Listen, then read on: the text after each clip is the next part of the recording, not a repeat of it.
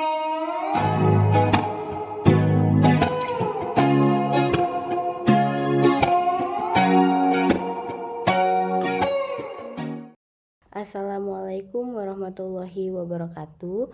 Perkenalkan, nama saya Dara Kurnia Denanti. Di video kali ini saya akan menjelaskan tentang metode pembelajaran demonstrasi untuk memenuhi tugas micro teaching STAI Miftahul Huda Pamanukan Subang. Hingga saat ini, metode-metode yang ditawarkan dalam kegiatan pembelajaran terus mengalami perkembangan. Para guru atau pendidik dituntut mampu menguasai beberapa metode pembelajaran dengan menggunakan metode dalam kegiatan pembelajaran. Seorang guru memperoleh kemudahan dalam memberikan pemahaman dan transfer ilmu pada peserta didik, mengingat pentingnya kegiatan pembelajaran yang berhadapan langsung dengan peserta didik. Maka sebisa mungkin seorang guru mampu mengelola peserta didik yang ada di kelas dengan baik. Selanjutnya, pada video ini akan dipaparkan beberapa hal yang berkenaan dengan metode pembelajaran demonstrasi. Bila kita ketahui, metode tersebut merupakan salah satu metode pembelajaran yang sering digunakan dalam kegiatan pembelajaran hingga saat ini. Hal yang akan dibahas yaitu berkenaan dengan definisi metode demonstrasi, tujuan metode demonstrasi, langkah-langkah yang dilakukan pada metode demonstrasi, serta kelebihan dan kelemahan yang akan dijelaskan pada video ini. Semoga dengan adanya video ini mampu memberikan pengetahuan bagi para penonton serta memberikan gambaran mengenai metode pembelajaran demonstrasi. Apa sih metode demonstrasi itu? Metode demonstrasi ialah metode mengajar dengan cara memperagakan barang, kejadian, aturan, dan urutan melakukan suatu kegiatan baik secara langsung maupun melalui penggunaan media pembelajaran yang relevan dengan pokok bahasan suatu materi yang sedang disajikan. Nah, dalam kata lain, metode demonstrasi merupakan serangkaian proses pembelajaran yang disampaikan oleh seorang guru yang meliputi menunjukkan serta memperlihatkan suatu proses tertentu, sehingga siswa dapat secara langsung memahami secara mendalam materi yang disampaikan oleh guru. Dalam metode demonstrasi, diperlukan keterampilan atau teknik tertentu yang perlu dikuasai oleh guru, sehingga materi yang akan disampaikan dapat diserap serta ditangkap oleh siswa dengan baik. Selain itu, dengan menggunakan metode demonstrasi, maka proses belajar siswa menjadi lebih terarah dan hasil pembelajaran lebih berkesan dan melekat dalam diri siswa. Contohnya, dalam pembelajaran PAI ada bab tentang berwudu atau sholat. Tentunya di sana akan ada bacaan tentang tata cara atau langkah dari ibadah tersebut. Seorang guru bisa menggunakan metode pembelajaran demonstrasi. Guru akan mempraktekkan langkah-langkah dari awal sampai akhir, cara berwudu atau cara sholat.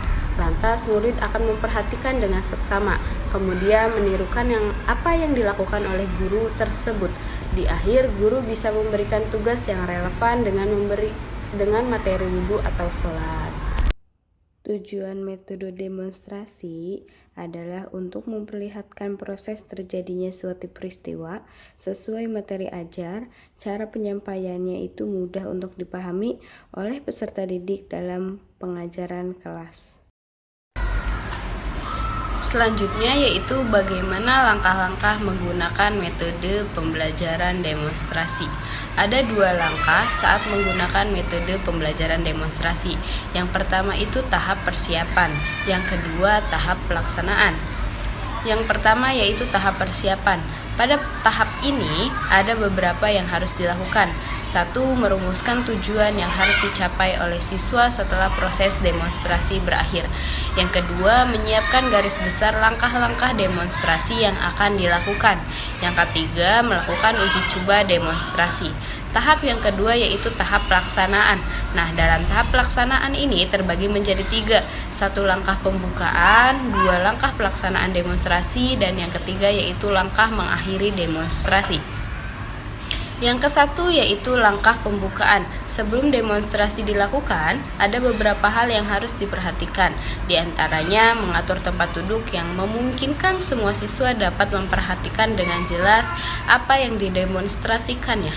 Pastikan juga ya, siswanya di barisan depan tidak menghalangi siswa yang duduk di barisan belakang.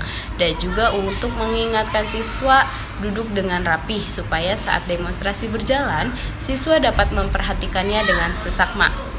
Guru juga bisa bertanya untuk memastikan bahwa semua murid dapat melihat saat guru menjelaskan atau mempraktekkan suatu materi yang ada di depan. Setelah semuanya menjawab iya atau setelah anak murid bilang jika mereka dapat melihat guru tersebut, boleh dilanjutkan pada tahap berikutnya. Yang kedua yaitu mengemukakan tujuan apa yang harus dicapai oleh siswa.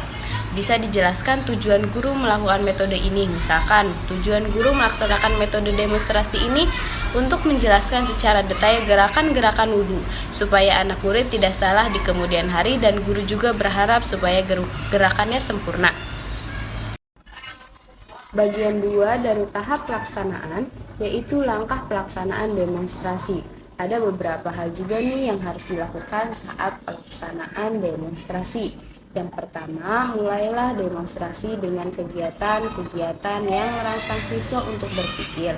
Misalnya nih, melalui pertanyaan-pertanyaan yang mengandung teka-teki sehingga mendorong siswa untuk tertarik memperhatikan demonstrasi. Yang kedua, ciptakan suasana yang menyejukkan dengan menghindari suasana yang menegangkan.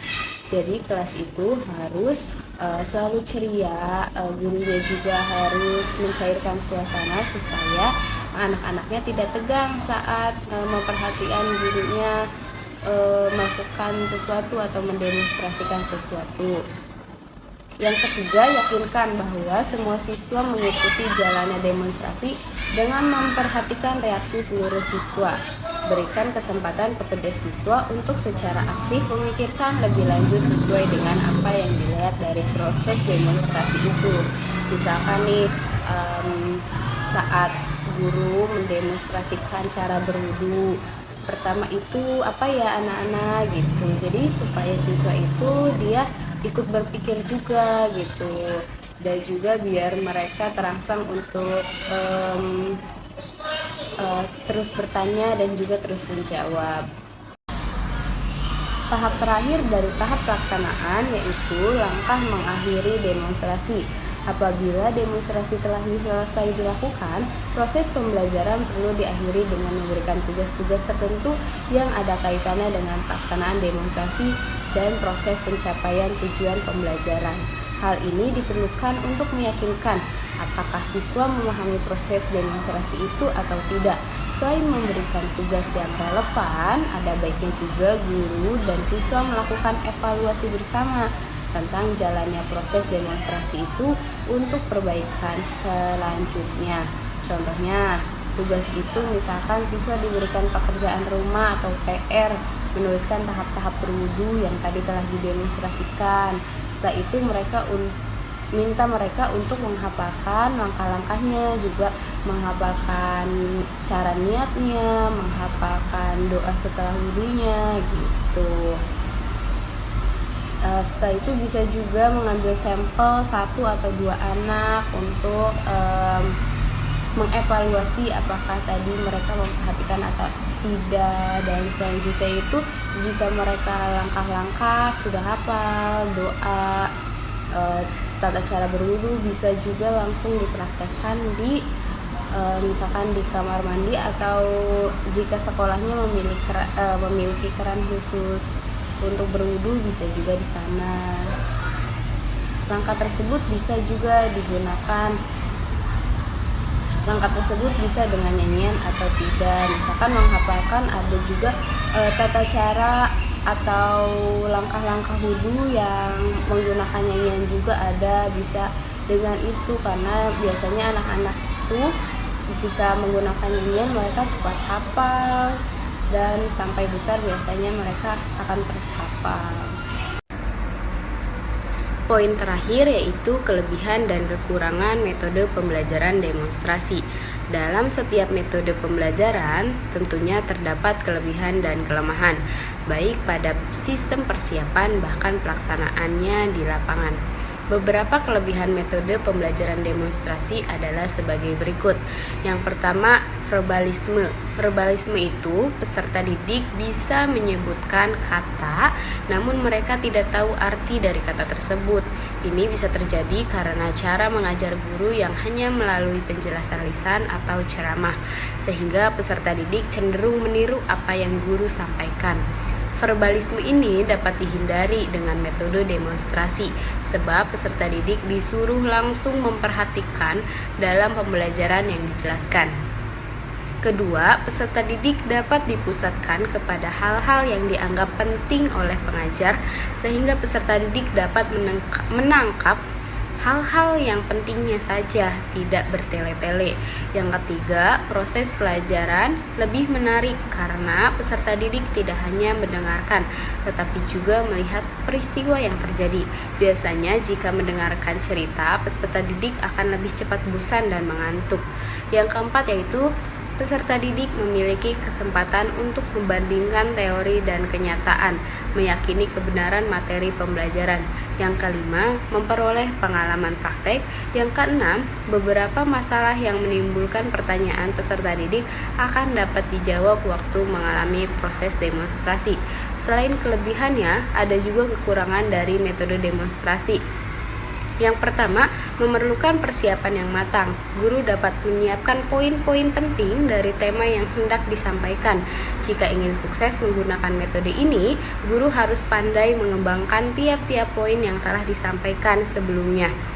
Jika tidak, maka peserta didik tidak dapat menangkap poin-poin pentingnya. Yang kedua, memerlukan peralatan, bahan-bahan, dan tempat yang memadai sehingga pembiayaannya lebih mahal. Misalkan, jika ingin mendemonstrasikan tentang tata cara sholat, ada beberapa barang yang harus disiapkan seperti mukena, sarung, sajadah, dan semua peralatan itu kembali lagi ke kebijakan masing-masing guru. Seperti yang kita tahu ya, sebagai umat muslim pasti punya peralatan ibadahnya masing-masing di rumah. Peserta didik bisa bawa peralatan sholat itu dari rumahnya masing-masing. Yang ketiga yaitu memerlukan keterampilan guru yang khusus sehingga guru dituntut bekerja lebih profesional. Tidak sembarang guru bisa menjelaskan. Misalkan tidak semua guru bisa menjelaskan tentang tata cara sholat atau tata cara berwudu. Harus guru yang memiliki keahlian, misalkan dari guru pendidikan agama Islamnya langsung gitu. Itulah penjelasan tentang metode demonstrasi. Semoga bermanfaat. Mohon maaf jika banyak kesalahan. Wassalamualaikum warahmatullahi wabarakatuh.